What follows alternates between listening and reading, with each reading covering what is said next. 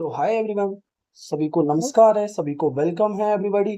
सो आज हम Bose Einstein statistics को डिस्कस करने वाले हैं, जिसमें हम बोस आइंस्टीन स्टैटिस्टिक्स में इसके डिस्ट्रीब्यूशन फंक्शन, इसका फॉर्मूले को डेरिवेशन, नंबर ऑफ माइक्रोस्टेट्स और इसके एप्लीकेशन और इसकी लिमिटेशन, और इसके बाद हम इसकी एप्लीकेशन को डिस्कस करेंगे। फिर इससे रिलेटेड इंटरव्यूज में क्वेश्चन जो कि क्या क्या पूछे जा सकते हैं उनको भी डिस्कस करेंगे।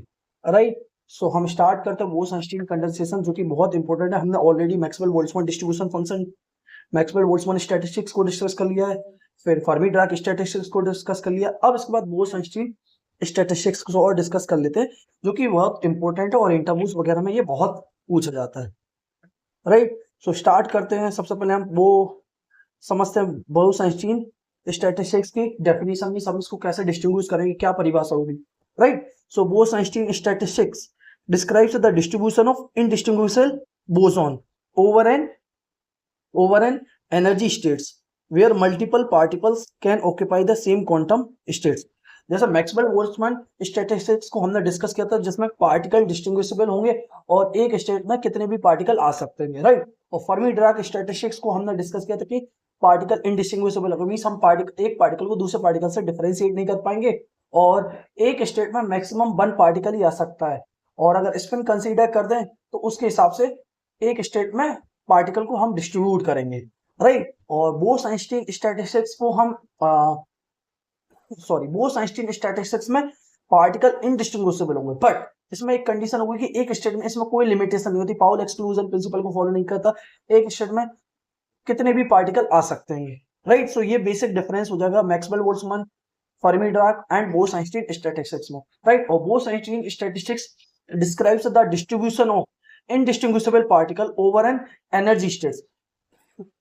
सो बोस आइंस्टीन स्टैटिस्टिक्स को डिस्क्राइब करता है distribution of indistinguishable particle, means indistinguishable particle किस तरीके से डिस्ट्रीब्यूटेड है over an energy state where multiple particles can occupy, means यहाँ पर बहुत सारे पार्टिकल ऑक्यूपाई कर सकते हैं सेम स्टेट को। बट ये फर्मी डिराक स्टैटिस्टिक्स में नहीं था, वहां एक पार्टिकल एक ही स्टेट में रह सकता था due to Pauli exclusion principle. But Bose Einstein statistics में ऐसा नहीं है। बोस आइंस्टीन स्टैटिस्टिक्स में एक स्टेट में कितने भी पार्टिकल एग्जिस्ट कर सकते हैं और इनडिस्टिंग्विशेबल होने चाहिए। राइट, और इसका डिस्ट्रीब्यूशन फंक्शन जो कि हम बाद में ड्राइव भी करेंगे, ni is equal to 1 upon exponential E minus mu upon KVT minus 1। और अगर मैं फर्मी डिराक का पूछूं तो फर्मी डिराक का क्या था हमारा, 1 upon exponential E I minus mu by KVT plus 1। ये हमारा किसका था, फर्मी डिराक का। This is our Fermi Dirac statistics का distribution function. So distribution function हमें क्या बताता है, डिस्ट्रीब्यूशन फंक्शन हमें बताता है कि पार्टिकल किस तरीके से डिस्ट्रीब्यूटेड है डिफरेंट एनर्जी स्टेट्स में। राइट, और पार्टिकल के पाए जाने की प्रोबेबिलिटी क्या होगी। राइट, अब इसकी हमें जरूरत क्यों पड़ी भाई, जो कि मैं ऑलरेडी डिस्कस कर चुका हूं, एक बार और डिस्कस कर लेते हैं कि हमें बोस आइंस्टीन स्टैटिस्टिक्स की जरूरत क्यों पड़ी। देखो, classical statistics fails at low temperature, means हमें पता है क्लासिकल स्टैटिस्टिक्स फेल्स हो जाती है एट लो टेम्परेचर। राइट, और needed to describe quantum particle like boson, means हमें क्वांटम पार्टिकल लाइक बोसॉन को डिस्क्राइब करने के लिए एक नई स्टैटिस्टिक्स की जरूरत थी। Explain phenomena like Bose-Einstein condensation or black body radiation. So these phenomena we cannot explain using classical statistics. So इसलिए हमें Bose-Einstein statistics की जरूरत पड़ी, जिसमें Bose-Einstein condensation, helium 4 to helium 2 जो ट्रांजिशन होता है, जिसमें सुपर फ्लूइड होता है, उन सबको हम Bose-Einstein स्टैटिस्टिक्स से ही एक्सप्लेन कर पाते हैं। इसका फिजिकल मीनिंग समझे हम, तो इसका फिजिकल मीनिंग देखो, it gives the average number of particles occupying an energy states, means ये distribution function हमें बताता है कि it gives the average number of particles occupying an energy states, means average number of particle energy state में किस तरीके से occupy करेंगे। Unlike classical particle boson prefer to occupy the same state, means जैसे क्लासिकल पार्टिकल के unlike classical particle boson prefer to occupy same quantum state, में boson एक state में रहना पसंद करते हैं। Right, so it gives the average number of particles occupying the energy states, means ये आइडिया देता है कि पार्टिकल्स एनर्जी स्टेट्स में किस तरीके से ऑक्यूपाई करते हैं।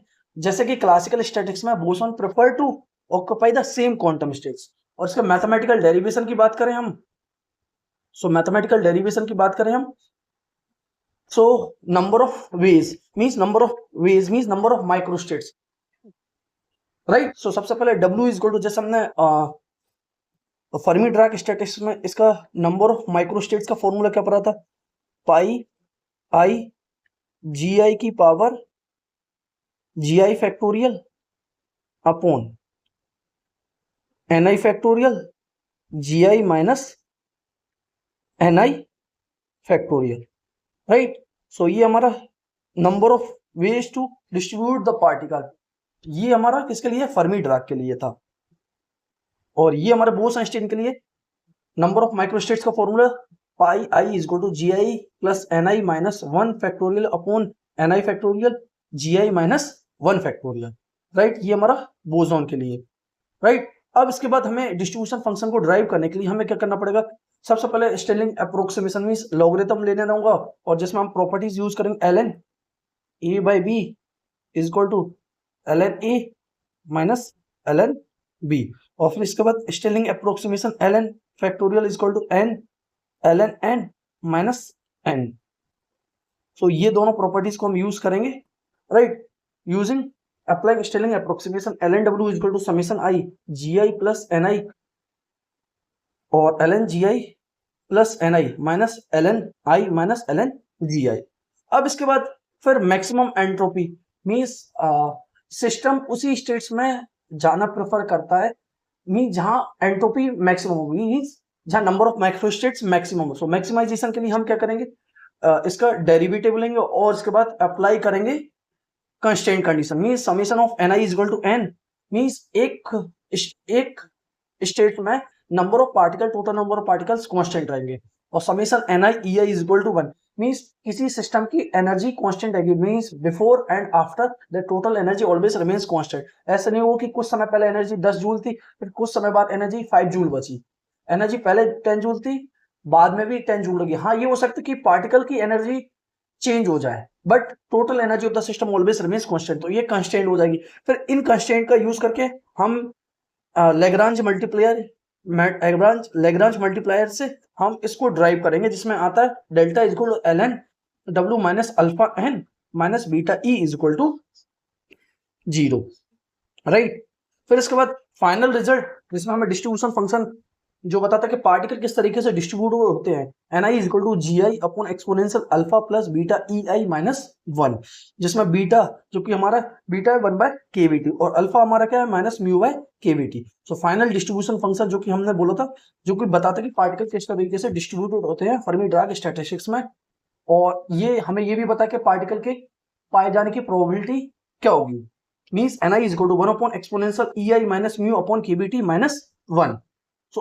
अब इसके बाद डायग्राम की बात करें, ये बहुत इंपॉर्टेंट डायग्राम है, क्योंकि ये इंटरव्यूज वगैरह में ये कई बार प्लॉट करवा लेते हैं ये।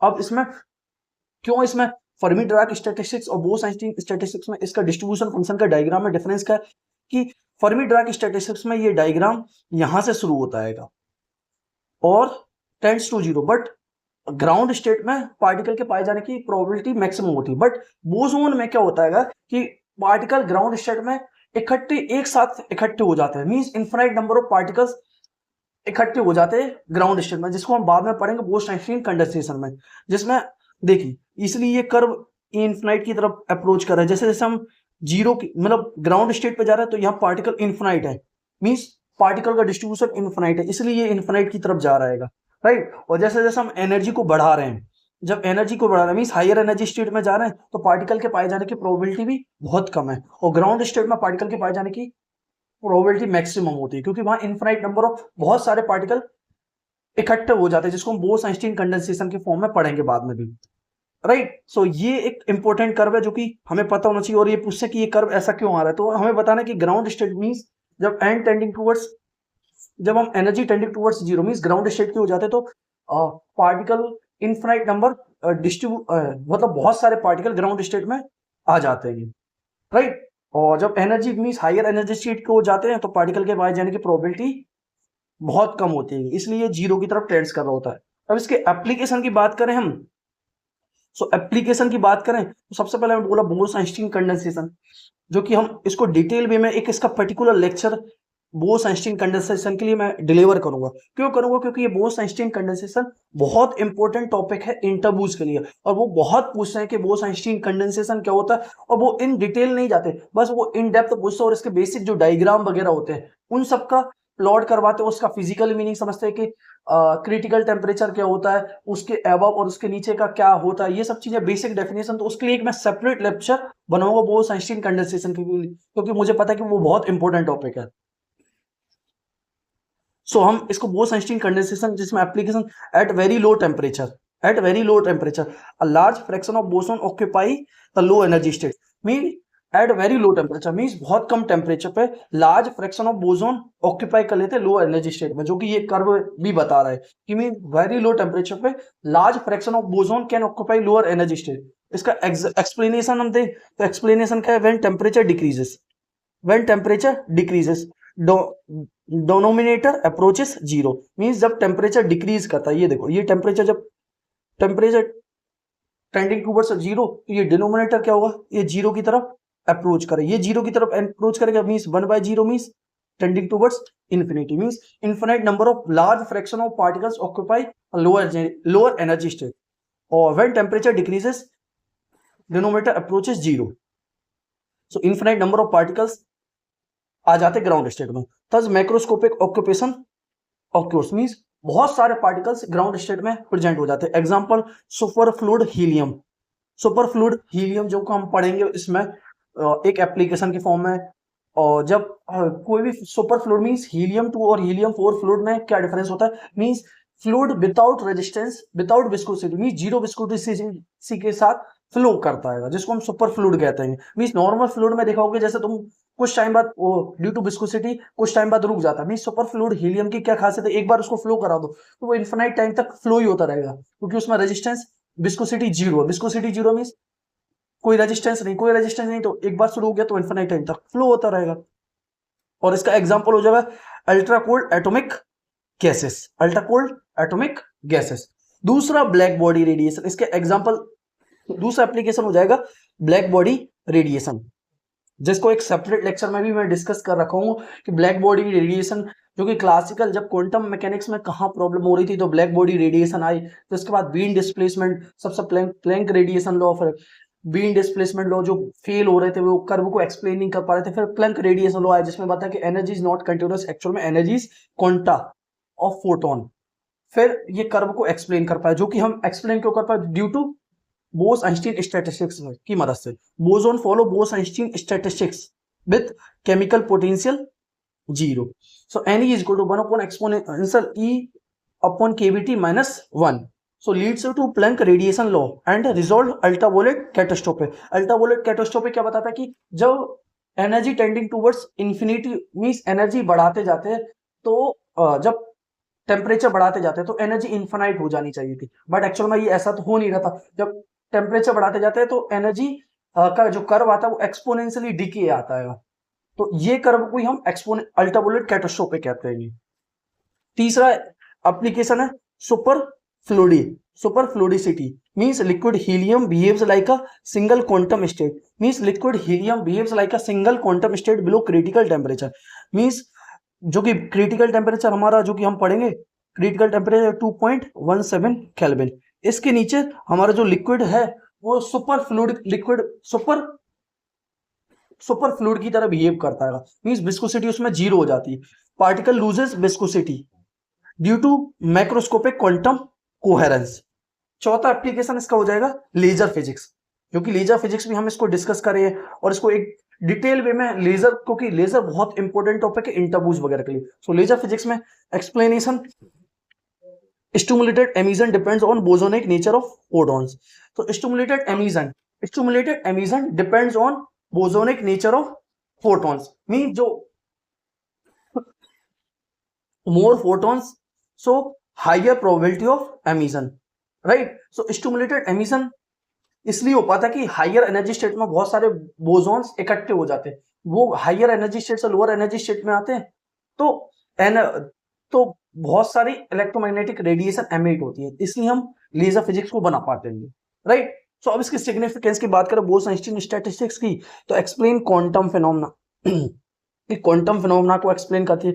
Foundation of modern condense matter physics, crucial in quantum optics, crucial in quantum express. और इसके एग्जांपल की बात करें सो फोटॉन्स इन रेडिएशन फील्ड, फोटॉन्स इन क्रिस्टल लैटिस, और helium for atoms, helium for atom जो कि सुपर फ्लूइड की तरह बिहेव करते हैं बिलो क्रिटिकल टेम्परेचर, जो कि हमारा क्रिटिकल टेम्परेचर 2.17 केल्विन होता है। अब इस थ्योरी की सक्सेस की बात करें जो कि बहुत इंपॉर्टेंट है, success so correctly predicts Bose Einstein condensation, so ये करेक्टली प्रिडिक्ट करता है बोस-आइंस्टीन कंडेंसेशन को, explains black body radiation, so ये एक्सप्लेन करता है ब्लैक बॉडी रेडिएशन को, matches experimental result in quantum gases, means experimental results match करते हैं क्वांटम गैसेस में। इस थ्योरी की लिमिटेशन की बात करें, not valid for fermions, means fermion के लिए वैलिड नहीं होता है, assumes non interacting gases particles, means particle का इंटरेक्शन हम नेग्लिजिबल मान के चलते हैं, fails at very high density, fails at very high density with interaction, means higher density पे ये फेल्स हो जाता है जहां इंटरेक्शन होने लगता है पार्टिकल्स का, राइट, और हाइयर टेम्परेचर पे भी। सो हम इससे कंक्लूजन कर सकते हैं, कंक्लूजन कर सकते हैं Bose-Einstein statistics is essential for understanding quantum system, so Bose-Einstein statistics is essential for understanding of quantum system where particles indistinguishability and wave nature dominate, means Bose-Einstein statistics is essential, बहुत जरूरी है for understanding of quantum system के लिए where particle indistinguishability and wave nature dominate, means Bose-Einstein statistics is essential for understanding of quantum system, means quantum system को समझने के लिए हमें बोस-आइंस्टीन स्टैटिस्टिक्स की बहुत जरूरत है, जहां पार्टिकल इनडिस्टिंग्विशेबल हो जाते हैं और जहां वेव नेचर डोमिनेट्स करता है, राइट। सो आई होप कि हमने बोस-आइंस्टीन स्टैटिस्टिक्स की बेसिक अंडरस्टैंडिंग कर ली है। अब इसके बाद हम इसकी एप्लीकेशन के बारे में और डिस्कस करते हैं, जो कि हमने जो पढ़ा है ना उनको थोड़ा डिटेल में एक बेसिक आइडिया ले लेते हैं, जिससे हमारा रफ एस्टिमेशन बन जाए application of Bose Einstein statistics. So first application Bose Einstein statistics की फर्स्ट एप्लीकेशन की बात करें जो कि हमारी एन जो distribution function n n is equal to 1 upon exponential E minus mu upon KVT minus 1। So black body radiation जो कि प्लैंक्स लॉ को हम एक्सप्लेन कर पाते ड्यू टू हम बोस-आइंस्टीन स्टैटिस्टिक्स की मदद से। फॉर फोटॉन्स हमें पता फोटॉन्स के लिए हमारा केमिकल पोटेंशियल जीरो हो जाता है, केमिकल पोटेंशियल जीरो हो जाता है। सो डिस्ट्रीब्यूशन फंक्शन क्या हो जाता है, n is equal to 1 upon exponential E upon KVT minus 1। So energy density means energy density n e nu d nu is equal to 8 pi h nu q upon c q 1 upon exponential h nu by kVt minus 1 d nu, right. So जो कि बहुत important formula, this is Planck radiation formula, this is Planck radiation formula, right. So ये curve को explain करता है और ये curve नीचे दे रखा है, मैं वही कह रहा curve physical explanation, photons are boson, so multiple photons occupy same states, means बहुत सारे फोटॉन्स ऑक्यूपाई कर सकते हैं सेम स्टेट को। इनहेंस रेडिएशन इंटेंसिटी मींस ये रेडिएशन इंटेंसिटी को इंक्रीज कर देते हैं। हाँ, जो ये कर्व जो कि फेमस कर्व जिससे इसे ब्लैक बॉडी रेडिएशन से ही हमारे क्वांटम मैकेनिक्स का ओरिजिन होता है, ये 19th सेंचुरी में, जब 19th सेंचुरी की स्टार्टिंग में इस कर्व को एक्सप्लेन करने में बहुत प्रॉब्लम हो रही थी क्योंकि क्लासिकल मैकेनिक्स से हम इस कर्व को एक्सप्लेन नहीं कर पा रहे थे। तब हम क्वांटम मैकेनिक्स का जब प्लैंक्स ने बताया कि हम एनर्जी को कंटिन्यूअस ना मान के एक्चुअल में एनर्जी को हम डिस्क्रीट माने, तब जाके हम इस कर्व को एक्सप्लेन कर पाए थे। और स्टार्टिंग में रेले जीन्स लॉ ने भी बहुत कोशिश करी, जब लो फ्रीक्वेंसी रेंज में E nu is directly proportional to nu square, means frequency के डायरेक्टली प्रोपोर्शनल स्क्वायर के प्रोपोर्शनल होगा तो ये कर्व ऐसा जा रहा होता है, राइट। और प्लैंक रेडिएशन लॉ के अकॉर्डिंग एनर्जी कंटिन्यूअसली बढ़ती रहनी चाहिए, और फिर जब एनर्जी और ज्यादा बढ़ जाती मींस हायर टेम्परेचर पे जाते हैं ना, तो ये कर्व एक्चुअल में क्या होना चाहिए था, डिक्रीज करना चाहिए थी। बट ये हमें क्या बता रहा है कि एनर्जी इनफाइनाइट हो जाती है, जब एनर्जी इनफाइनाइट हो जाती है जब टेम्परेचर बहुत हाई हो जाता है। बट जैसे जैसे टेम्परेचर बढ़ाते जाते हैं ना, तो ये एक पॉइंट के बाद आके डिक्रीज करने लगती है। इसी को हम अल्ट्रावोलेट कैटास्ट्रोफिक कहते हैं। ये तुम्हारा रेले जीन्स ने एक्सप्लेन करा था, रेले जीन्स। और बीम डिस्प्लेसमेंट यहां एक्सप्लेन कर पाता हायर फ्रिक्वेंसी और lower wavelength, Wien's Wien's law. और ये बताता है u nu is directly proportional to exponential minus h nu upon KBT, जो डिक्रीज कर रहा होता है। बट ये लोअर फ्रिक्वेंसी रेंज में ये फेल हो जाता है, राइट। और इस दोनों कर्व को करेक्टली एक्सप्लेन कर पाता है हमारा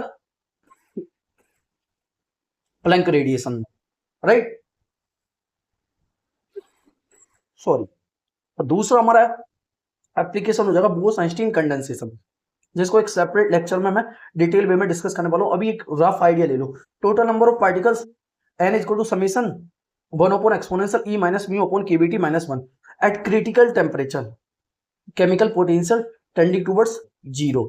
सो ground state occupation n naught is equal to n minus n excited, n naught is equal to n minus n excited.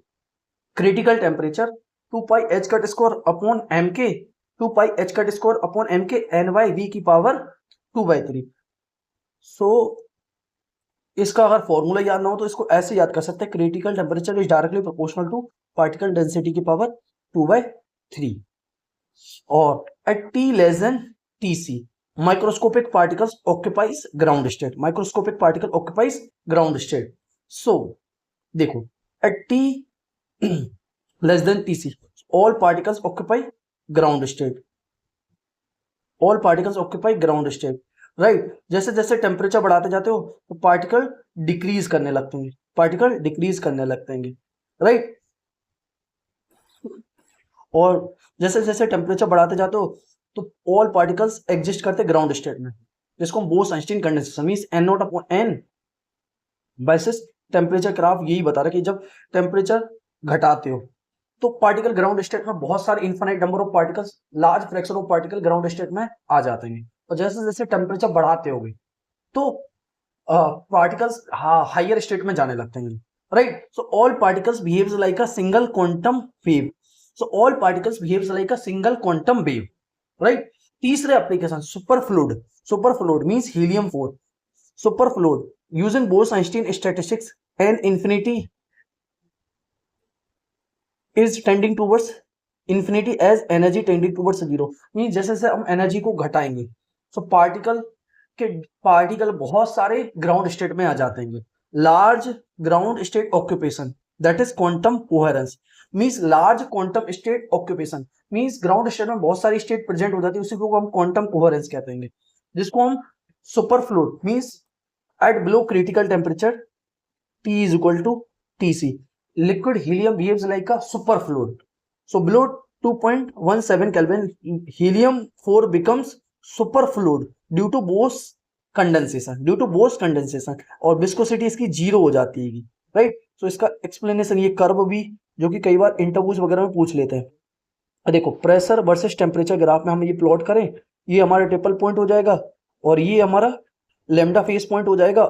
Means हमारा अगर टेम्परेचर ग्रेटर देन 2.17 है, 1 केल्विन है, तो लिक्विड हीलियम है वो नॉर्मल फ्लूइड की तरह बिहेव करेगा, जिसको हीलियम फर्स्ट कहते हैं। और अगर हमारा टेम्परेचर 2.17 केल्विन से लेस देन है तो हमारा लिक्विड हीलियम है वो सुपर फ्लूइड की तरह बिहेव करेगा, सुपर फ्लूइड की तरह बिहेव करेगा, मींस उसकी विस्कोसिटी 0 हो जाएगी, राइट। सो ये इसके और इसके कुछ एप्लीकेशन वगैरह हैं जो कि आप देख लेना। थर्मल कंडक्टिविटी लिक्विड हीलियम की लो होती है, thermal conductivity liquid helium second की extremely high, billions of times higher than copper uniform temperature. और इसकी कुछ physical property specific heat changes smoothly with temperature, और इसकी स्पेसिफिक हीट बहुत शार्पली चेंज होती है। सो लिक्विड हीलियम की ये बेसिक प्रॉपर्टीज है, राइट। और चौथी एप्लीकेशन जो कि लेजर फिजिक्स में हम पढ़ रखे हैं और इसको एक सेपरेट और इंटरव्यूज वगैरह में लेजर फिजिक्स बहुत इंपॉर्टेंट है, राइट। तो photon number Ne is equal to 1 upon exponential E upon KVT minus 1। Stimulated emission probability means higher state में बहुत सारे बोसॉन इकट्ठे, फोटॉन्स इकट्ठे हो जाते हैं। फिर हायर एनर्जी स्टेट से लोअर एनर्जी स्टेट में जब फोटोन आते हैं तो वो एनर्जी एमिट कर रहे होते हैं, इसलिए हमें स्टिमुलेटेड एमिशन मिलता है। More photons higher emission, so amplification हमें मिलता है, राइट। और explanation this lead to coherence light amplification in laser, this leads to coherence light amplification in laser, right. So emission rate और फोटोन नंबर को हम draw करते हैं तो वो डायरेक्टली प्रोपोर्शनल होता है। जितने ज्यादा फोटोन नंबर होगा उतना ही ज्यादा एमिशन रेट होगा, राइट। और पांचवा एप्लीकेशन फोनोन्स इन सॉलिड्स, जो कि क्लासिकल थ्योरी, डुलोंग पेटेट लॉ, फिर डी आइंस्टीन थ्योरी, फिर डी बाय थ्योरी आई थी, फिर एक्सप्लेन करा था कि specific heat of solid Cb is directly proportional to due to फोनोन्स जो कि डायरेक्टली प्रोपोर्शनल टू TQ आती है, राइट। और क्लासिकल थ्योरी बताती है कि वो कांस्टेंट रहती है। So U is equal to summation exponential E upon KBT minus 1। So heat capacity Cb is directly proportional to TQ for phonon. और अगर इलेक्ट्रॉन की बात करें तो डायरेक्टली प्रोपोर्शनल टू टेम्परेचर आती है, मींस इलेक्ट्रॉन पे ज्यादा डिपेंड नहीं करती है। This explain Debye TQ law at low temperature, right. So diagram की बात करें, सो इसका पहले इंक्रीज कर रहा होता, फिर हायर टेम्परेचर पर ये जाके कांस्टेंट हो जाता है, हायर टेम्परेचर पे जाके ये कांस्टेंट हो जाता है, राइट। सो ये Cb directly proportional to TQ। और अगर ये किसके लिए कर्व होता है, फोनोन के लिए। अगर हम इलेक्ट्रॉन की बात करें तो वो डायरेक्टली प्रोपोर्शनल टू टेम्परेचर आ जाता है। सो कंक्लूजन की बात करें, हमने 5 एप्लीकेशन पढ़ी। Bose Einstein statistics explain multiple quantum phenomena like radiation, condensation, super fluidicity and lattice vibration and laser physics also. So Bose-Einstein statistics is very important for understanding of different quantum phenomena. Means quantum phenomena जो indistinguishable particle होते हैं जिनमें wave nature dominate करता है, उसमें हमें Bose-Einstein statistics बहुत important play role करती है। अब जो कि हमने बहुत अच्छे से डिटेल स्टडी कर ली है इन सब की, अब इसके बाद हम इंटरव्यूज वगैरह में क्वेश्चन किस टाइप से पूछे जाते हैं उनको डिस्कस कर लेते हैं, जो कि इंपॉर्टेंट क्वेश्चन। सबसे पहला क्वेश्चन जो यही होता है कि define Bose-Einstein statistics. So define Bose-Einstein statistics, it describes the distribution of indistinguishable boson among energy states where multiple particles can occupy the same state। Means ये डिस्क्राइब करता है distribution of indistinguishable boson among energy states where multiple particles can occupy same states। Means ये distribution function indistinguishable boson के लिए होता है और among energy states जहां पर मल्टीपल पार्टिकल्स ऑक्यूपाई कर सकते हैं सेम एनर्जी स्टेट को। और distribution function NE is equal to 1 upon exponential E minus mu upon KBT। Physical meaning की बात करें, so boson show tendency to cluster in same state. Means boson show करता है tendency to show cluster state. What are boson? सबसे पहले पूछेंगे Bose-Einstein statistics बताओ, तो आप बता दो कि ये डिस्टिंग्विशेबल पार्टिकल और ये पार्टिकल ये डिस्ट्रीब्यूशन के बारे में बताता है अमंग डिफरेंट एनर्जी स्टेट्स के बारे में। और boson has a tendency to show cluster of state, means एक स्टेट में बहुत सारे पार्टिकल्स एग्जिस्ट कर सकते हैं। What are boson? फिर पूछेंगे वो बोसॉन क्या होते हैं, तो आप बताएंगे particle with integral spin and they obey Bose Einstein statistics. और Pauli exclusion principle not valid for Bose Einstein statistics. Example photons, helium 4 atoms.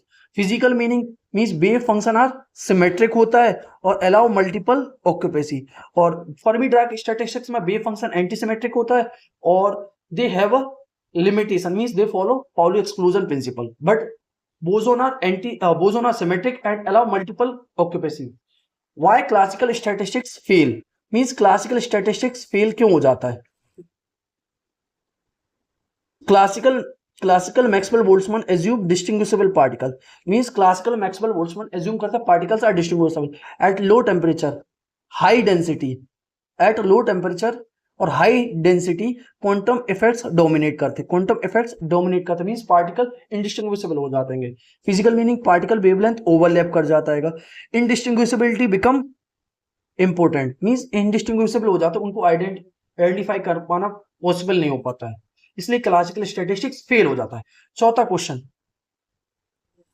Drive Bose Einstein distribution. So हमें पता है कि number of microstate W is equal to pi GI plus NI minus 1 factorial upon NI factorial GI minus 1 factorial. और इसको derive करते हैं जिसमें हम लॉगरिथम फंक्शन, फिर लैग्रांज मल्टीप्लायर मेथड वगैरह और कांस्टेंट कंडीशन का यूज करके और फिर एल एन डब्ल्यू को मैक्सिमाइज करके इसको ड्राइव करते हैं, जिसमें N I is to J upon exponential alpha plus beta E minus one, जिसमें alpha minus mu upon KVT और बीटा वन अपॉन केवीटी, जिसमें एनर्जी का डिस्ट्रीब्यूशन फंक्शन मींस पार्टिकल के किस तरीके से डिस्ट्रीब्यूट होता है एनर्जी स्टेट्स में, उसको हम डिवाइड करते हैं N is one upon exponential E minus mu upon KVT minus one. So means occupation increases as dominates denominator decreases, means जैसे जैसे पार्टिकल बहुत सारे इकट्ठे होंगे, जैसे जैसे डिनोमिनेटर डिक्रीज होगा, मींस टेम्परेचर को घटाओगे तो पार्टिकल ग्राउंड स्टेट में इकट्ठा होते जाएंगे। What is chemical potential? So mu is equal to minus del F upon del N T. इसका physical meaning energy required to add a particle, means किसी भी सिस्टम में अगर पार्टिकल को हमें ऐड या करना है या फिर निकालना है तो हमें कुछ एनर्जी ऐड करनी पड़ेगी। सो केमिकल पोटेंशियल हम उसी के बारे में बताता है। Photons mu is equal to zero. What is Bose Einstein condensation? What is Bose Einstein condensation? What is Bose Einstein condensation?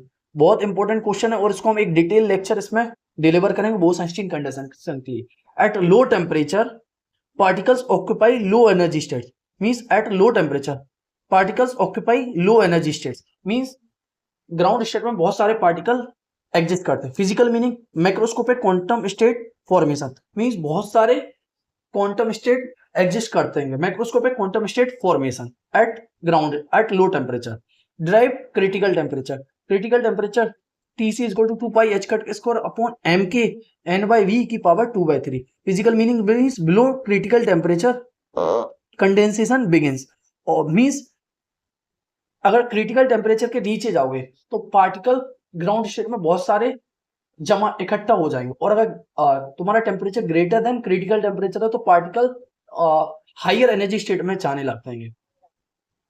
Explain mu tending towards zero condition. Means at condensation chemical potential is nearly equal to zero. Chemical potential is nearly equal to zero. So ground state become highly populated. Means ground state बहुत ज्यादा highly populated, means बहुत सारे particles ground state में आ जाते हैं। Bose-Einstein and Maxwell-Boltzmann statistics में difference क्या होगा? Maxwell-Boltzmann statistics indistinguishable and multiple occupancy. Maxwell-Boltzmann distinguishable and single occupancy. Physical meaning की बात करें हम, quantum versus classical behaviour, like quantum versus classical behaviour. Photon gas के लिए केमिकल पोटेंशियल क्या हो जाता है? जीरो हो जाता है। So distribution function N is equal to 1 upon exponential E upon KVT minus one. Physical meaning की बात करें, photon number are not conserve, means photon number conserve नहीं रहते हैं। प्लैंक रेडिएशन लॉ, जो कि हम ब्लैक बॉडी रेडिएशन लॉ में जो कर्व को एक्सप्लेन कर पाते हैं, ड्यू टू ये कर्व की तो हेल्प से ही एक्सप्लेन कर पाते हैं ब्लैक बॉडी रेडिएशन लॉ को। U nu is equal to 8 pi H nu upon C cube 1 upon exponential H nu by KVT. Physical meaning energy distribution of radiation, means energy किस तरीके से डिस्ट्रीब्यूटेड होती है रेडिएशन में, ये हमें बताता है। सुपर फ्लूइडिसिटी मींस हीलियम जो कि सुपर फ्लूइड की तरह बिहेव करता है बिलो क्रिटिकल टेम्परेचर, जो कि क्रिटिकल टेम्परेचर 2.17 केल्विन है। Occurs due to Bose condensation. Physical meaning zero viscosity flow, means viscosity zero हो जाती है below critical temperature, means super fluid की तरह बिहेव करता है। Density of states role, means density of states means G is directly proportional to E की power 1/2। Determines how many states are available, means density of states हमें बताता है कि कितनी नंबर ऑफ स्टेट्स अवेलेबल हैं, और इसके लिए भी एक सेपरेट लेक्चर में बनाने बनाऊं। डेंसिटी ऑफ स्टेट्स क्या होता है, इसका फिजिकल मीनिंग 1 डायमेंशनल, 2 डायमेंशनल और 3 डायमेंशनल में इसका फिजिकल मीनिंग, इसका एनर्जी का फॉर्मूला क्या होता है, फिर एवरेज एनर्जी और फर्मी एनर्जी तीनों डायमेंशन में क्या होता है, इनका एक सेपरेट लेक्चर बनाने वाला हूं, क्योंकि डेंसिटी ऑफ स्टेट्स कई बार इंटरव्यूज वगैरह में पूछते हैं और ये इंपॉर्टेंट टॉपिक है। Bose Einstein distribution behaviour. Bose Einstein distribution behaviour as energy tending towards zero, as energy tending towards zero means particle ground state में इकट्ठा होने लगते हैं, बहुत सारे पार्टिकल्स एग्जिस्ट करते हैं ग्राउंड स्टेट में। फिजिकल मीनिंग की बात करें हम, तो particle accumulates in ground state, particle accumulate करते हैं लो एनर्जी स्टेट्स में। हाई टेम्परेचर लिमिट मींस जैसे जैसे टेम्परेचर बढ़ाते हैं तो वो जो हमारा डिस्ट्रीब्यूशन फंक्शन है वो मैक्सवेल-बोल्ट्जमैन डिस्ट्रीब्यूशन की तरफ अप्रोच करने लगता है। High temperature limit means N is equal to exponential minus E upon KVT, जो कि मैक्सवेल-बोल्ट्जमैन स्टैटिस्टिक्स मींस जो हमारा बोस-आइंस्टीन है वो रिड्यूस हो जाएगा Bose Einstein is reduces to Maxwell Boltzmann statistics. इसकी एप्लीकेशन की बात करें हम, सो ब्लैक बॉडी रेडिएशन इसका एक एग्जांपल। फिर इसके बाद लेजर फिजिक्स में हमने यूज करा, फिर सुपर फ्लूइड में यूज करा, बोस आइंस्टीन कंडेंसेशन में भी इसका यूज करा, और सॉलिड स्टेट फिजिक्स में जिसमें हमने फोनॉन्स लैटिस वाइब्रेशन में भी इसका यूज करा। सो आई होप कि इसकी limitation means assume for non interacting particles, non interacting particle के लिए, नॉट वैलिड फॉर फर्मियोन्स और हाई टेम्परेचर के लिए। Why important foundation of quantum statistics, explain macroscopic quantum phenomena, right. So I hope कि Bose Einstein statistics को हम बहुत अच्छे से समझ पाए, इसकी एप्लीकेशन को समझ पाए, और इंटरव्यूज वगैरह में क्वेश्चन किस टाइप से पूछे जा सकते हैं इसमें से रिलेटेड उनको भी समझ पाए। आई होप कि ये लेक्चर बहुत अच्छा लगा होगा और ये समझ भी आया होगा। और हमने मैक्सवेल बोल्ट्जमैन स्टैटिस्टिक्स को भी कंप्लीट कर लिया है, फर्मी डिराक स्टैटिस्टिक्स को भी कंप्लीट कर लिया, बोस आइंस्टीन स्टैटिस्टिक्स को भी बहुत अच्छे से डिटेल वे में डिस्कस कर लिया। एक लेक्चर मैं डेंसिटी ऑफ स्टेट्स पर भी बनाने वाला हूं, और एक लेक्चर और मैं बोस आइंस्टीन कंडेंसेशन क्या होता है इसको डिटेल वे में डिस्कस करेंगे। और उसके बाद इंटरव्यूज में वो कैसे कैसे क्वेश्चन बोस आइंस्टीन कंडेंसेशन से पूछे जा सकते हैं उसको भी हम डिटेल वे में डिस्कस करेंगे, जिससे कि एक हमारा पूरा पिक्चर क्लियर हो जाए और इंटरव्यूज में किस टाइप के क्वेश्चन पूछे जा सकते हैं उनको सभी को आंसर कर पाए अच्छे तरीके से। तो आई होप कि लेक्चर बहुत अच्छा लगा होगा, और please like and subscribe my YouTube channel and share with सभी फ्रेंड्स के साथ शेयर करें जो भी इंटरव्यूज वगैरह की प्रिपरेशन कर रहे हैं, PhD, assistant professor, BRC, DRDO. ये लेक्चर बहुत इंपॉर्टेंट है क्योंकि मैं कोशिश करूँ कि हाफ एन आवर से लेकर 40 से 45 मिनट में छोटे छोटे लेक्चर में हम सभी के सभी टॉपिक को पूरा रिवाइज कर ले, उनका फिजिकल मीनिंग समझ ले और इनके एप्लीकेशन समझ ले, और इंटरव्यूज में क्वेश्चन किस टाइप से पूछे जा सकते हैं उनको भी हम समझ ले कि किस किस टाइप के क्वेश्चन उनमें पूछे जा सकते हो। और इन सबको बेसिक बेसिक क्वेश्चन पूछते, वो इतना इन डेप्थ और हाई क्वेश्चन नहीं पूछते क्योंकि उनको भी पता कि इतने सारे टॉपिक्स है, इन डिटेल में मैं किसी को याद कर पाना बहुत डिफिकल्ट होता है, राइट। बस आपको बेसिक आइडिया अगर पता हो ना तो भी इंटरव्यू के क्वेश्चन कर लेना, तब भी आपका सिलेक्शन हो जाएगा, right. So we will meet in the next lecture very soon.